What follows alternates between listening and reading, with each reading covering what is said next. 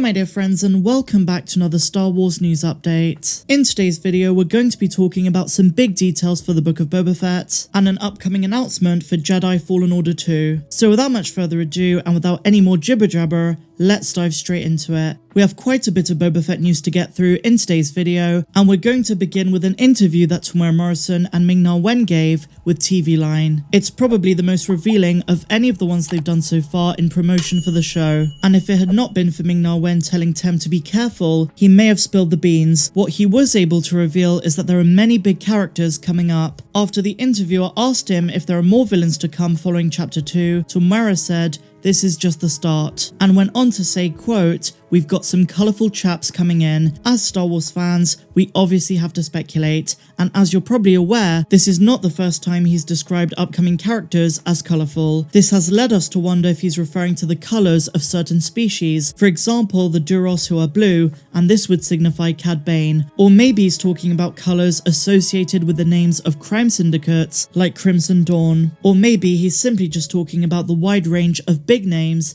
that we're gonna see going forward." Besides the twins, besides Santi, are there any other villains we should watch out for as the season unfolds? That's why we're not allowed to mention too much about these incoming actors, but yeah, we look forward to some, that's just the beginning. There's some colourful chaps coming in. Later in this interview, he also talks about villains before Ming-Na catches him, and he substitutes villains for the word elements, hinting that we're gonna see a lot of them. In Chapter 2, we got the Pykes and the Hutts, and this is surely signifying the appearance of other members of the Shadow Collective, like Black Sun and Krrrsantan, or at least what's left of it. Now, both of these are likely to appear, and in Crimson Reign issue number 1, Prince Xizor is name dropped and therefore canonized. So Black Sun could be contenders in this series, and as for Crimson Dawn, the role that Qi'ra plays in the comics War of the Bounty Hunters and of course Crimson Reign makes me think there's a good chance she could return in this series. I broke down my theory in this video, so go check that out for my full thoughts. But going back to this interview with Tem and Ming-Na, it gives me such great hope that the rest of the season is going to keep delivering big surprises. I love the flashbacks and we have to understand how important they are and their subtext, but I'm starving for more of the current day Boba Fett storyline. My jaw was on the floor when the twins arrived, but when Black Krrrsantan walked up from the back,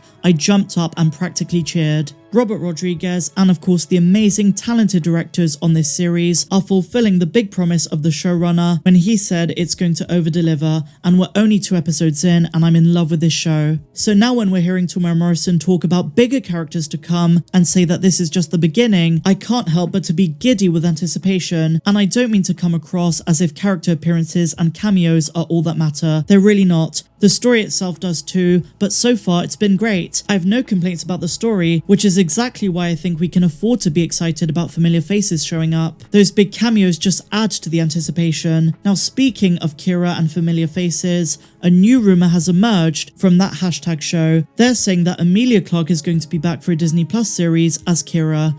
Now, before we jump the gun, before we get too excited, they didn't say that this is for the Book of Boba Fett. It could be, but it could also be for the Lando series. You guys know that I think Qi'ra makes a lot of sense in the Book of Boba Fett, but it's just as, if not more likely, that she'd return for the Lando series. Or who knows, maybe both. We don't know anything about the plot for Lando yet, other than the showrunner briefly telling us on his website that it will feature a quest for Lando's homeworld, but if they're trying to make a follow-up to Solo, then Emilia Clarke returning in her role is only logical. Now take this rumour with a big pinch of salt, we do not know how reliable it is. And another rumour making the rounds once again is that Han Solo is going to appear in the Book of Boba Fett. I covered this about a month ago when the rumours were first gaining some momentum, but now big screen leaks who I trust as reliable are saying it too. They tweeted that they've heard this show is going to be very flashback heavy, so you never know who might show up. And after someone asked if Han Solo is one of these characters, they confirmed that he is, but he's not the only one. A few folks also brought up the possibility of a cameo from Leia, but I'm taking that with a heap load of salt. Until a proper source reports on it, I'm not going to believe it. But at this stage, with how many outlets are saying that they've heard Han is in the show, I think he is a strong possibility. I'm not saying it's going to happen, but it is likely. And also bear in mind, given the events of War of the Bounty Hunters,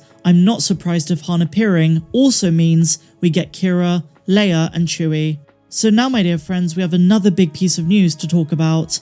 we now know which episode Dave Filoni is directing in the Book of Boba Fett. The Direct have exclusively revealed that Dave Filoni has directed Chapter 6, the penultimate episode of the season, and Robert Rodriguez has the season finale after it. This is huge news because Filoni had the responsibility of directing the episode that's going to set up the season finale. Not only this, but he's undoubtedly going to use this episode to bring in Clone Wars, Rebels, or even Bad Batch characters. And if Cad Bane is going to appear in this series, it's going to be in the Filoni episode, unless of course he's a recurring character throughout the series. Let's take a look at what the Direct had to say on the issue. A production listing for the Book of Boba Fett, officially released by Disney, confirms that Dave Filoni served as a writer on episode 6, set to debut on Disney Plus on February the 2nd. Now I know this says writer, but don't worry, we're going to get to the directing bit in a little while. Filoni shares credit with series executive producer Jon Favreau, who wrote the rest of the episodes in this series. With the Book of Boba Fett's first season being just 7 episodes,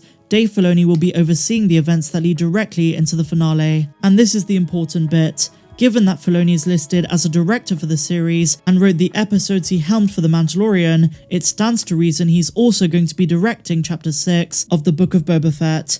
This will be the first time Filoni shares writing duties with Favreau, as he had previously been given sole credit for his work. While the duo were undoubtedly working in tandem, while Filoni wrote his stories for The Mandalorian, it appears they had an even tighter process with Boba Fett. It is worth noting that Filoni was the one who brought Boba Fett and Tatooine back into live action, as he wrote and directed Chapter 5 of The Mandalorian, which is the episode that Boba Fett saves Fennec Shand. So he's co-writing the episode with Jon Favreau, the first time the two are teaming up for an episode, so in theory, this could be the best episode of the season. I know it's way too early to judge it just based on this fact, but in my opinion, as you guys know, Dave Filoni and Jon Favreau are leading Star Wars in the best possible direction. These two, in my opinion, salvaged the franchise with The Mandalorian, and they deserve so much more credit than they get. If it wasn't for The Mandalorian, we wouldn't be talking about Boba Fett in 2022, we wouldn't be talking about Ahsoka getting her own series, and Deborah Chow would never have directed the episode of The Mandalorian that would eventually seal her slot